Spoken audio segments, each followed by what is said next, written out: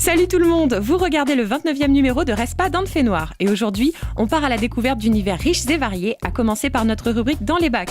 Puis le live cette semaine sera servi par une formation atypique, Motra Slapping Orchestra. On fera connaissance avec eux dans l'interview, puis on passera par l'agenda pour finir par le jeu de cette semaine. Et on commence avec le Zoom pour faire le point sur un talent pays.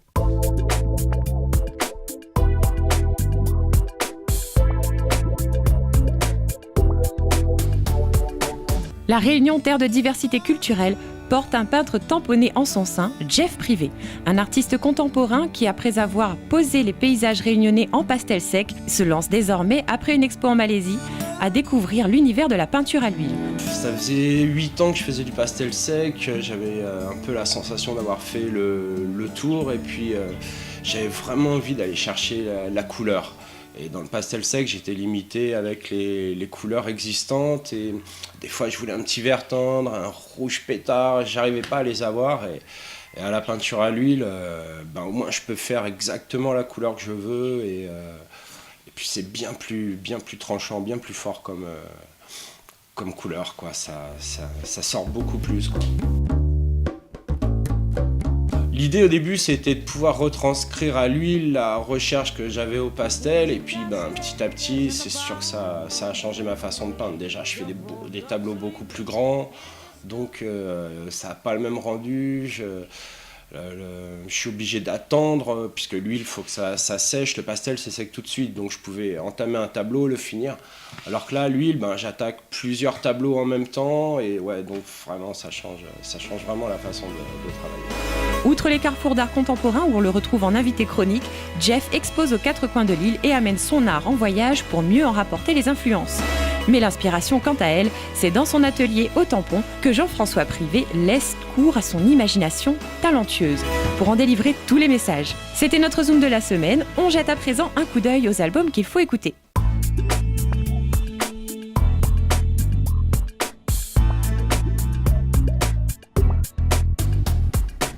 Cette semaine, on part à la découverte de l'album intitulé « Je veux du bonheur » concocté par Christophe Mahé. Un album dans lequel on retrouve la voix aux aigus cassés du chanteur qui explore désormais un horizon où sa pop, variété française, se nourrit des sonorités du bayou façon Nouvelle-Orléans. On se sent transporté sur les bords du Mississippi, amené par un artiste habitué à signer des morceaux que tout le monde connaît. Et pour l'heure, on s'écoute un morceau lui aussi déjà bien connu, « Je veux du bonheur ».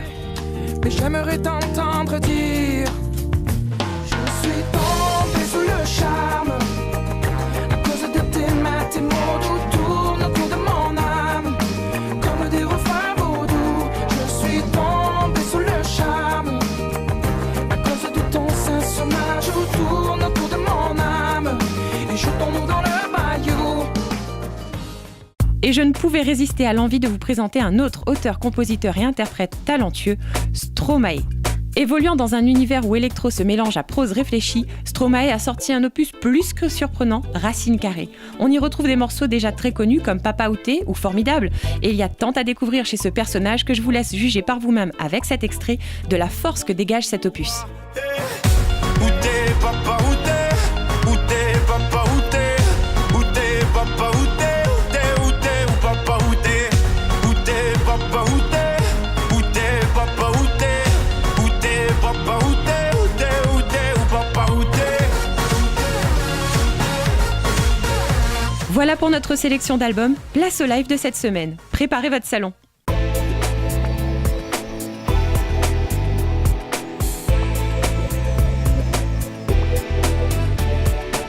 Motra Slapping Orchestra, au premier abord, c'est du rock, rockabilly, un peu trempé dans le punk. Mais plus tu creuses, c'est un savant mélange d'énergie, d'humour et de talent. Outre leur propre composition bien amenée, ces gars-là peuvent vous faire croire que vous écoutez du rock pur alors qu'ils reprennent Monsieur Alain Peters ou encore l'icône pop Prince qui a vu lui son Kiss légendaire épinglé par Motra.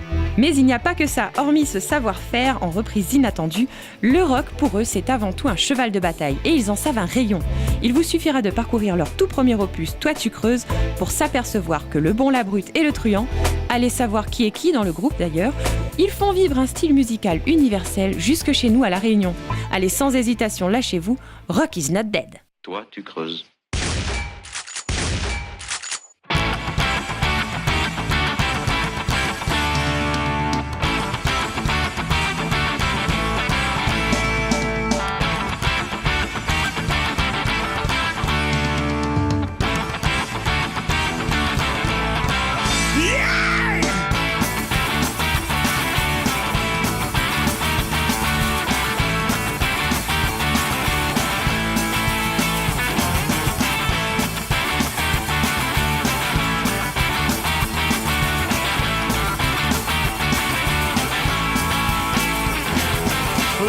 tell you now, I got this feeling. You try to cut me all around. Let me tell you now, I got this feeling. It's all around. Let me tell you now, I got this feeling. You try to cut me all around. Let me tell you now, I got this feeling. It's all around. You let me alone. You get back on the ground. Never turn back, never turn back. I wanna kick your ass. You let me alone. You get back on the ground. Never turn back, never turn back. I wanna kick your ass, yeah.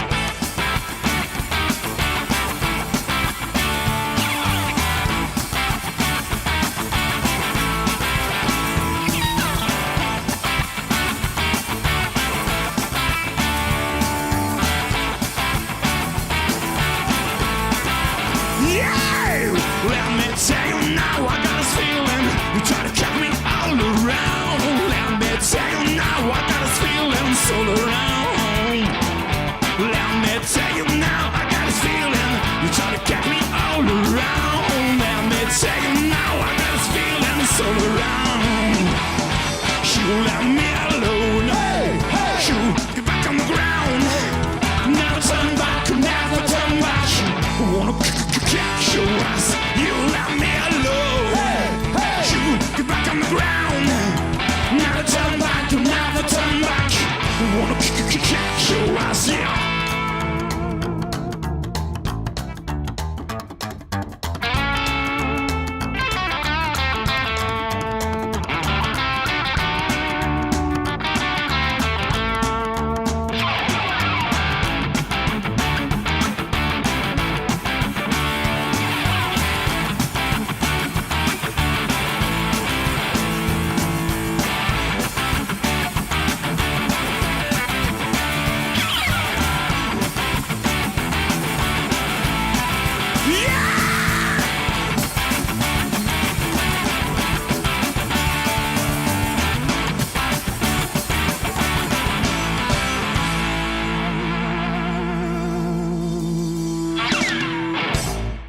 Là, ça envoie. Allez, allons discuter un peu avec le trio. Interview.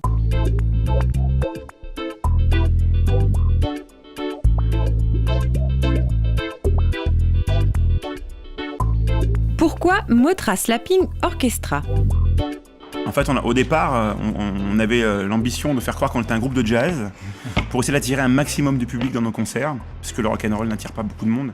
Donc c'était un petit peu l'astuce. Donc on s'est dit, on s'appelait Motra Slapping Orchestra. Sur un malentendu, on va récupérer 2-3 jazzeux. Voilà. Vous étiez 4 au départ et maintenant 3. Vous vous retrouvez mieux dans cette formation ? En fait, c'est un peu moi l'intrus dans le groupe, parce qu'à la base, donc, ils étaient 4, et moi, je suis arrivé à un moment opportun, comme on dit chez nous. Et c'est vrai qu'à 3, oui, le côté minimaliste, musicalement, et puis au niveau des musiciens, c'est vrai que c'est intéressant, parce que ça permet de trouver de la place pour jouer, et puis pour s'exprimer. Donc c'est vrai qu'à 3, ouais, c'est un bon compromis, quoi. Et l'apport de la contrebasse a un petit peu bouleversé la donne, en fait. C'est clair qu'on a un petit peu plongé davantage dans le côté rockabilly, psychobilly, avec l'arrivée de Lolo. Ça, c'est clair. On avait déjà ses influences, mais là, ça a été une évidence pour nous, en fait. Votre album est sorti cette année, vous nous en parlez ? C'était un 27 avril 2013. Voilà, donc une belle soirée. Ouais, c'est tout récent, un petit bébé qui est tout nouveau, hein, donc c'est en avril. Et donc c'était au Potiron. Voilà. Et puis depuis, ça s'est enchaîné. Hein, très bien reçu en fait. Hein, et puis du coup, nous, ça nous motive pour aller plus loin, pour le coup. Puis on est là ce soir, donc pour preuve, ça fait son chemin. Après, ce qui est le plus intéressant de la naissance d'un bébé, c'est la conception, hein, je pense, on est tous d'accord à peu près. Et il y a un côté magique dans la conception de ce bébé-là, puisque comme tous les bébés, en fait, c'est mieux quand il n'est pas prévu. En fait. Et c'est un peu ce qui s'est passé. C'est-à-dire qu'en fait, on ne partait pas du tout pour faire un album. On a eu l'opportunité d'enregistrer une démo. On voulait enregistrer une démo avec un ami qui a un studio chez lui. Jean-Louis, on peut le citer hein, quand même, parce qu'il était important.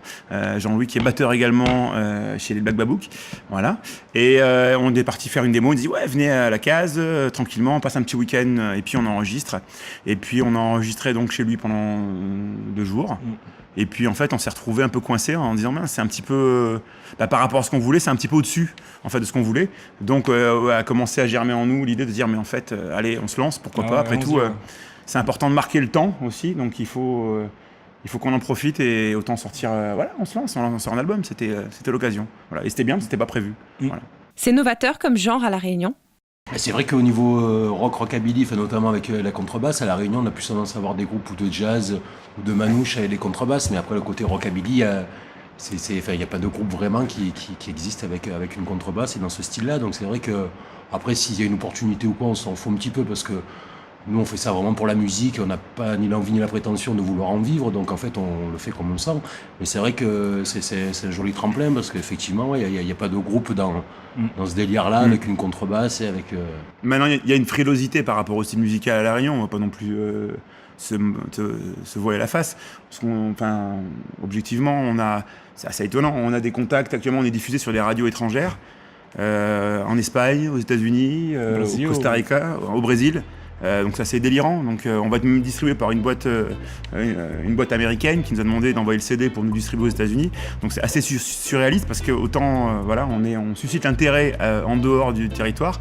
Par contre c'est vrai que les radios locales ou métropolitaines, métropolitaines là on a peut-être un premier contact, mais sont beaucoup plus frileuses par rapport à ce style musical. Donc, voilà. Merci Motra Slapping Orchestra d'avoir été nos invités. Et vous qui êtes curieux de savoir qui sera sous les projecteurs la semaine prochaine, rendez-vous dans les pages de notre partenaire mensuel. Passons maintenant aux dates à retenir avec l'agenda.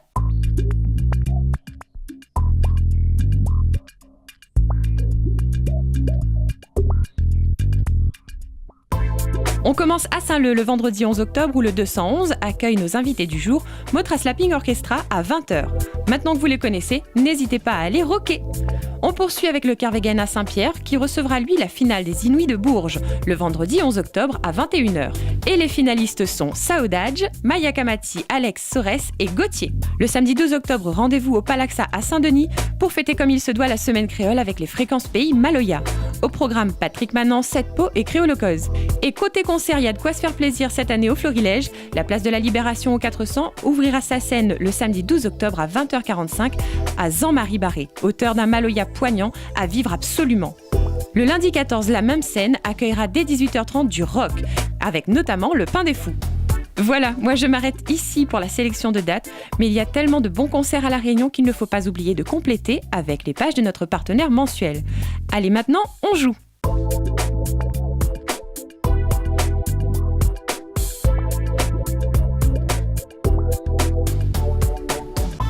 Pour gagner l'album du trio de charme les Big Girls, qui ont d'ailleurs sorti tout récemment un dernier clip, répondez correctement à la question suivante sur le www.monrespa.fr. Combien de musiciens composent le groupe Motra ?